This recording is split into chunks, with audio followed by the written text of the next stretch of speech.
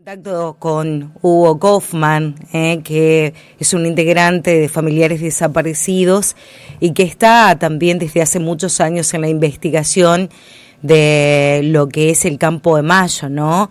Y también acompañando a los investigadores de justamente del equipo forense en Campo de Mayo. Hugo, Adri González te saluda, buen día, ¿cómo estás? Buen día, perdón por la corrección, Campo Militar San Pedro. San Pedro, pero San Pedro, lo que pasa sí. es que está tan nombrado que por ahí uno automáticamente lo dice, a mí me pasa también. Sí, San Pedro.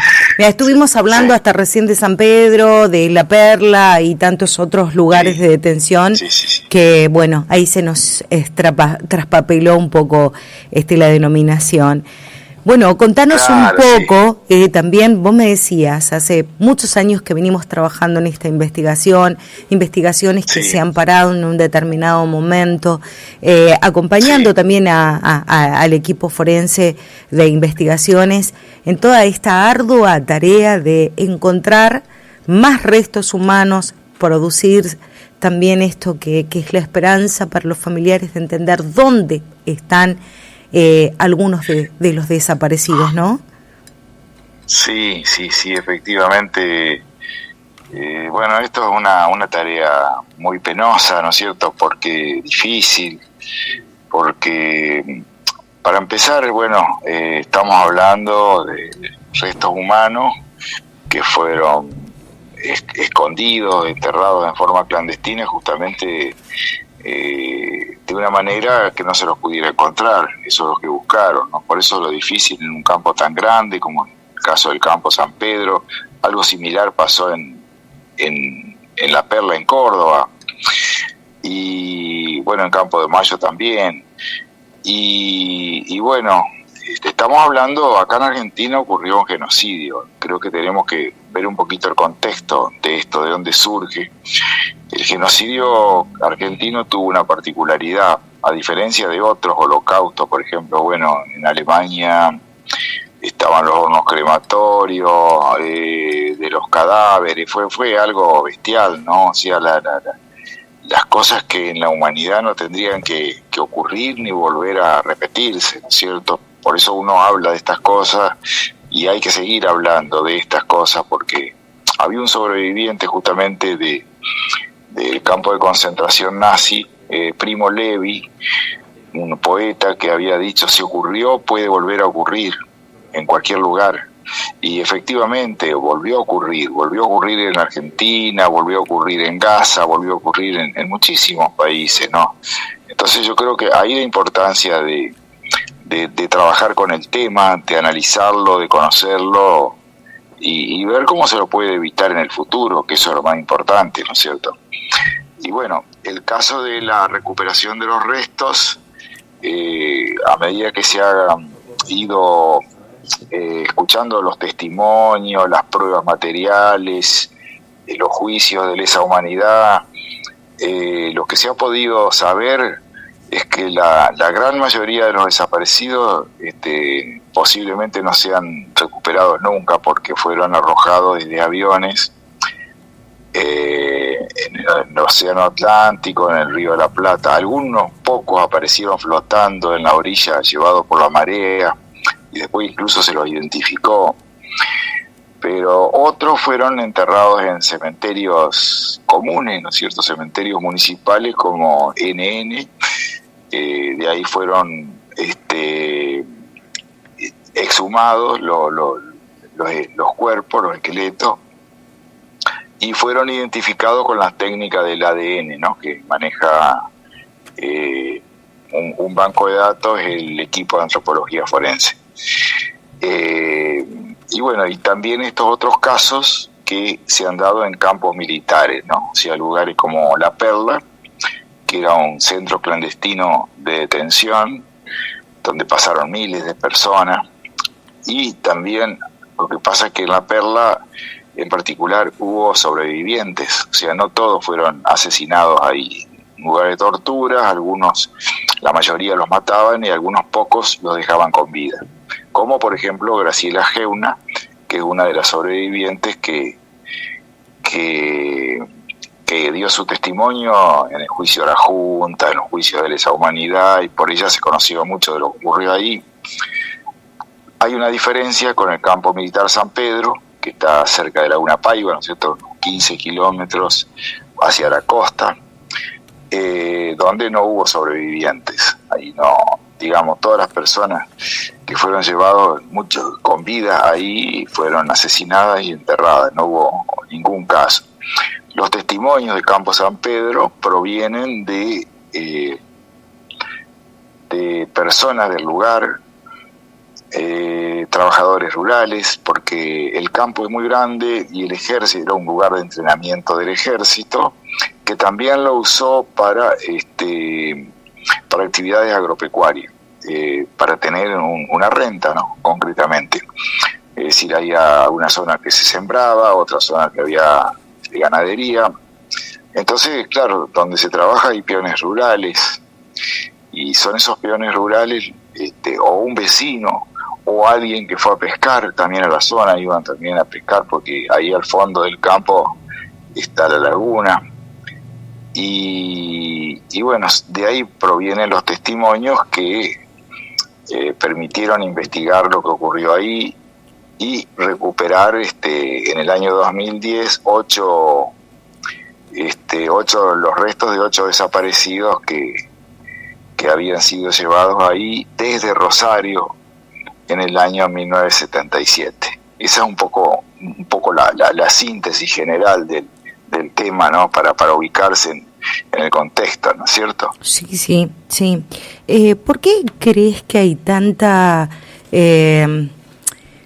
tanto repudio por ahí a las 30.000 desaparecidas almas en cuanto al número se refiere? Que, bueno, muchos historiadores aseveran que ese es el número, que yo siempre digo lo mismo, sean más o sean menos, fueron almas, fueron personas, hijos de alguien, hermanos de alguien. ¿Por qué crees que el número es correcto o incorrecto? Sí, es una buena pregunta. Sí, y está bien que se hable de eso, porque ocurre que efectivamente en el informe de la CONADEP, que es la Comisión Nacional de la Desaparición de Personas, del año 1994, 1984, perdón.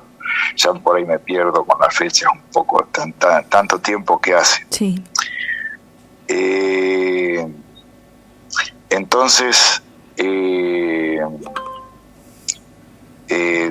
digamos, ese informe de la CONADEP tenía alrededor de 9.000 casos, ¿cierto? Ocurre que no todos los casos fueron denunciados, los casos de desapariciones.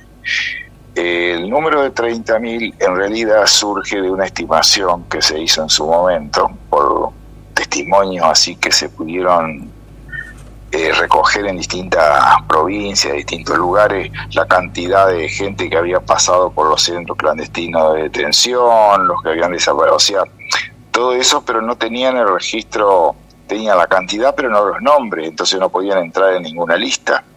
Ahora, ocurre que hace unos años se desclasificaron archivos en Estados Unidos, archivos secretos, ¿no es cierto?, como siempre de inteligencia, y ahí aparece el archivo de un espía chileno, Arancibia Clavel, se llamaba este señor, que era una persona que trabajaba, digamos, para Chile, pero en combinación con Argentina, en el Plan Cóndor, ¿no?, que eran los que perseguían a los militantes de distintos países, porque a veces venían uruguayos a refugiarse a Argentina, chilenos, otros argentinos que se iban a Brasil. Entonces tenían espías que actuaban en otros países, ¿no?, es decir, la fuerza represiva, ¿no?, coordinada por Estados Unidos. Por eso este informe viene de Estados Unidos. Entonces, en el informe de esta persona del año 1978, o sea, a 2 años de iniciada la dictadura, daban cuenta de que las Fuerzas Armadas Argentinas habían exterminado a 22.000 personas acá, habían asesinado, y la mayoría de los cuales estaban desaparecidos. Otros cuerpos los habían hecho aparecer. O sea, es un informe de ellos. Claro. Entonces, estamos hablando del año 78. Si uno suma todo lo que vino después, porque siguió la dictadura varios años más, la cifra de 30.000 incluso hasta puede quedar corta. Sí. Yo conozco casos, incluso acá tenemos uno cercano de una persona que era soldado, estaba haciendo el servicio militar, fue secuestrado, después lo dan por desertor, lo ponen así oficialmente de esa forma, y Omar Enrico se llamaba, y la familia recién lo denunció en el año 2019, por distintas causas, ¿no? Él era del interior, de San Jerónimo Norte, o sea que él no entró en ninguna lista, no entró en ninguna, ni en la lista de la CONADEP, ni en el registro único de víctimas del terrorismo de Estado, que se llamaba RUPTE, en una lista, un registro, y como él hay muchos que no fueron denunciados por distintas causas, ¿no? Incluso hay familias enteras que están desaparecidas, no había quien denuncie. Tucumán, sobre todo, ocurrió eso. Por eso yo creo que el número de 30.000 es una estimación que no está lejos, incluso puede ser más, pero que como hay esa discrepancia con lo que fue inicialmente la lista de la CONADEP, entonces oficialmente, digamos, si a la gente que está queriendo justificar el genocidio utiliza esa discrepancia para desacreditar la acción de los organismos de derechos humanos y decir que entonces mienten, entonces claro, todo es mentira y demás. Bueno, ¿no es cierto? Bueno, yo creo que... Por ahí si uno no hace una revisión exhaustiva de la historia puede creer lo que le digan, ¿no? Y en relación, vos hablabas de este soldado que fue determinado como desertor. ¿Cuántos años tenés, Hugo? Perdón. ¿Yo? Sí. Yo tengo 76 años. O sea que me puedes contar bien esta historia, la viviste. Tengo un hermano desaparecido, o sea que nos tocó nuestra familia muy de cerca el tema, o sea que lo hemos ido siguiendo durante todos los años, así que bueno, mi mamá era madre de Plaza de Mayo, nosotros la acompañábamos mucho, así que bueno, toda una historia larga, ¿no es cierto? Sí. En algunos casos muy criticadas las madrecas de Plaza de Mayo. Creo que quien no vivió esa historia y no tiene algo en particular para contar, tal es el caso de tu hermano desaparecido, una madre que busca todavía, como muchas madres, esclarecer esta historia, ¿no? Ahora, la pregunta también está casi sobre el final, es entender por qué estas desapariciones, por qué se llevaban a la gente, por qué la torturaban, por qué un día desaparecían y en muy pocos casos volvían a aparecer vivas. ¿Por qué? ¿Por qué nos sucedió esto? Bueno, quería empezar con el tema de Madre de Plaza de Mayo. Sí. ¿Puede ser? Sí, por favor. Una cosita. Las Madres de Plaza de Mayo yo creo que dieron un ejemplo, no solamente acá en el país, sino a la humanidad, que se puede luchar en forma organizada, en forma solidaria, en forma pacífica, como ellas las hicieron, ¿cierto? Siempre reclamando justicia y nunca venganza. Es decir, no hubo un solo caso con lo que le llaman, porque no existe justicia por mano propia.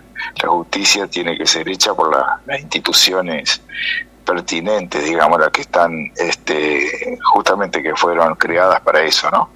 Pero no hay ningún caso de agresiones. Se han cruzado las Madres de Plaza de Mayo con represores en las calles más de una vez, porque recordemos que acá la impunidad duró muchos años. Acá los militares tuvieron más de 20 años de impunidad hasta que empezaron los juicios. Entonces se cruzaban en la calle como cualquiera, ¿no? Entonces, y las madres tenían que soportar todo eso. Y sin embargo lo hicieron y tuvieron la paciencia de seguir luchando, digo, para reivindicar un poquito la lucha y por qué mucha gente la respeta, y en este caso, bueno, cuando ayer fue la plaza, que fue muy masiva la movilización en todo el país, ¿no es cierto? Yo creo que fue un hecho justamente que está demostrando de que hay una reafirmación popular así de la gente de que quiere un país con derechos humanos, ¿no? Un país con derechos en general. Y bueno, yo creo que eso, digamos, es un elemento fundamental, pero ya me olvidé de la segunda pregunta que me habías hecho. No, que Perdón. ¿por qué no sucedió esto, no? ¿Por qué las desapariciones? ¿Por qué se llevaban a la gente? Y mira, yo, si nosotros analizamos la economía, yo creo que la clave está en la economía. Parece mentira, pero es así. Cuando uno analiza la economía de la época militar, va a ver que hubo, por ejemplo, una inflación promedio superior al 200% anual. La deuda externa, cuando llegaron los militares, era de 8.000 millones de dólares, y cuando se fueron fue de 45.000 millones de dólares. ¿Qué pasó con esa plata? Hicieron inversiones, por ahí hicieron algo, pero en realidad la mayor parte de esa plata se fugó. Hubo un mecanismo que fue popularmente conocido como la bicicleta financiera. ¿Qué es lo que hacían? Ellos tenían una tablita que le llamaban la tablita del dólar, y tenían la fecha con las cotizaciones que iba a tener a futuro el dólar. Decían, bueno, ahora estamos en marzo, bueno, en abril va a ser tanto, en mayo tanto, en junio tanto, o sea, entonces tenían ya previsto cómo se iba a cotizar el dólar en pesos. ¿Qué es lo que hacían? Venían dólares, gente con dólares de afuera, los cambiaban a pesos, los ponían a interés y estaban un par de meses y lo volvían a cambiar a dólares. Con eso tenían una ganancia asegurada de muchísimo dinero, ¿no?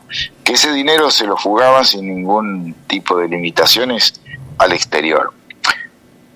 Así se incrementó la deuda, así se creó la gran deuda argentina. En parte esa deuda de la bicicleta financiera, y en parte deuda que crearon las grandes empresas, incluso el propio Macri, ¿cierto? Su empresa, tuvo una deuda enorme, y muchísimas otras empresas. ¿Qué se hizo con esa deuda? Que era una deuda privada, se transformó en deuda pública, se la pasaron al Estado. Entonces el Estado, o sea, nosotros los argentinos, que somos los que sostenemos el Estado con nuestros impuestos, tuvimos que hacernos cargo de esa deuda. ¿Y por qué? Y bueno, porque hubo una resolución del Banco Central, y porque hubo una resolución, un decreto, y porque eso se toleró, que la democracia no tendría que haberlo tolerado, tendría que haberlo anulado, porque eso fue en el último año de la dictadura cívico-militar, en el año 83. Entonces, en esos años, el salario de los trabajadores fue reducido en un 40%. El salario real, me refiero. Hubo pérdidas de puestos laborales, cierre de empresas, industria mecánica del Estado fue cerrada, se cerraron líneas de ferrocarril. Es decir, hubo toda una transformación económica que, si uno ve una apertura de la economía, o sea, de importar sin impuestos, como se está haciendo ahora, ¿no? Y con eso produjo el quiebre de alrededor de 20.000 empresas en esa época. Una economía que sí parece una copia de lo que se está haciendo ahora. Sí, sí. Y ahí se encuentra la explicación, porque cuando se hace eso se perjudica la economía familiar, popular, al trabajador, y hay resistencia. Y hubo mucha resistencia a eso, y entonces, bueno, para eso produjeron, para hacer ese cambio económico, ese plan que tenían, decidieron hacer una política directamente de exterminio, ¿no? Que había que exterminar a un sector obrero, a un sector social, a un sector político, a las ligas agrarias que estaban peleando, sobre todo en el norte, por mejores precios para los productores. Y bueno, todo eso fue la causa, yo creo que, de lo que fue la dictadura, de lo que fue el accionar represivo y de la desaparición masiva, ¿no? De personas, ¿no? Sí. Yo creo que esas fueron las causas. Qué bárbaro.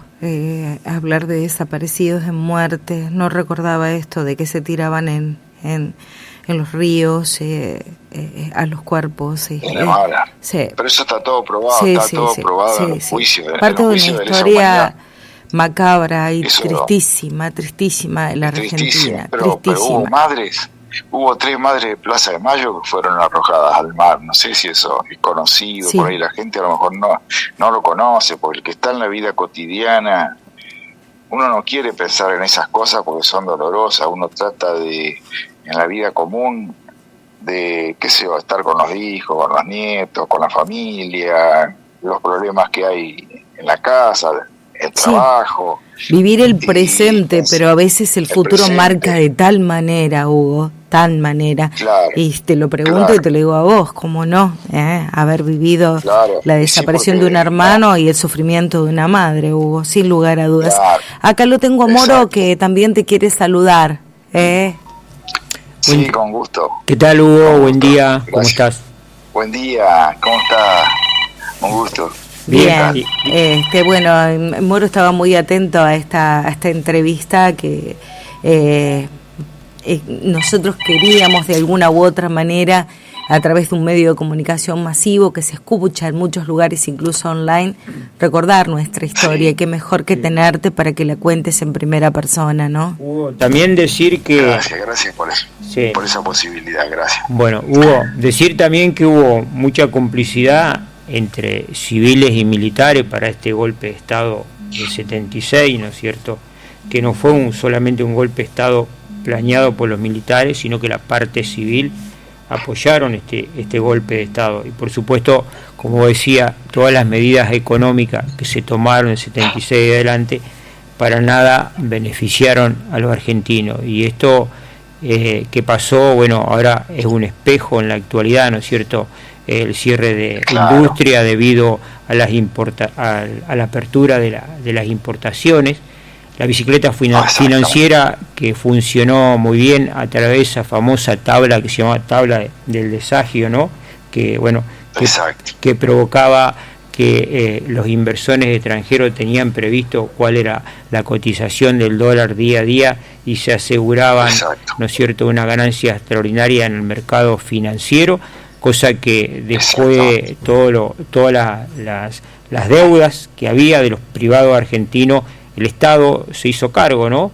No nos olvidemos de la etapa de lo que tenía que ver con la liquidación de pasivo de el amigo Domingo Cavallo también, ¿no? Que fue muy cómplice de algunas etapas de lo que fue esta etapa dura de la dictadura militar.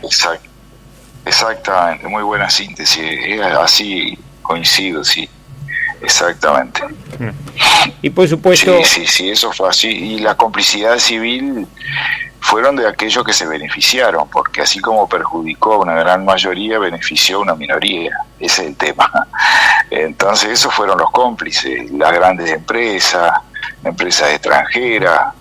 Acá hubo empresas que colaboraron abiertamente con los secuestros de trabajadores, las comisiones internas que funcionaban sobre todo en fábricas grandes, es decir, el cordón industrial. Sí, el cordón industrial de Santo Tomé, la Tool Richard y las otras empresas que estuvieron, donde a los sindicalistas, fueron detenidos también, ¿no es cierto? No sé si recordás. También. Sí, efectivamente. Y hay otras empresas que fueron desaparecidos directamente en las comisiones internas. ¿Y qué pasa? Resulta que así como hubo juicios a los militares y a policías, pero se frenaron siempre los juicios a los empresarios. En eso no se pudo avanzar. Siempre había problemas. Por ejemplo, los blaquier en Tucumán, es decir, de la industria del azúcar, ¿no? Uh-huh. Que habían prestado toda su flota de camionetas y camiones para secuestrar a los trabajadores, que pasaban las listas negras, la lista de cuáles eran los trabajadores que eran activistas en la fábrica, que participaban en las huelgas porque organizaban huelgas o protestas. Todas esas listas le pasaban a los militares para que los secuestren. Fueron cómplices de eso en forma directa. Y bueno, el juicio nunca se pudo hacer porque lo demoraron en la Corte Suprema, y cuando dijeron, bueno, ahora lo vamos a hacer, ¿qué dijeron?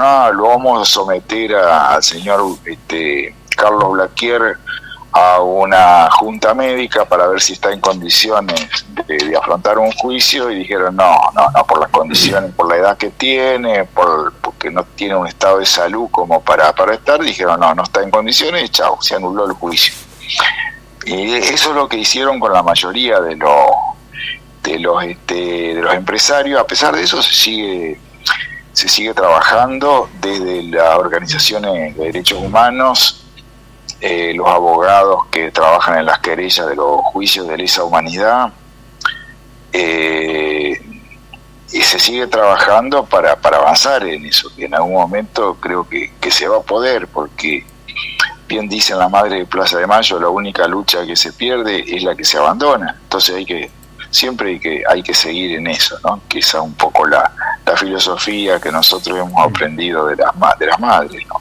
Bueno, ahí está un poco la respuesta, ¿no? Vos fíjate que si eso sucedería hoy con la gente de FATE y de tantas empresas que están reclamando por sus puestos laborales, un poco la explicación para la gente que tiene otro pensamiento, que uno pueda respetar, ¿no? Pero entender que la historia se ha escrito con sangre y que de esos errores no hemos aprendido mucho.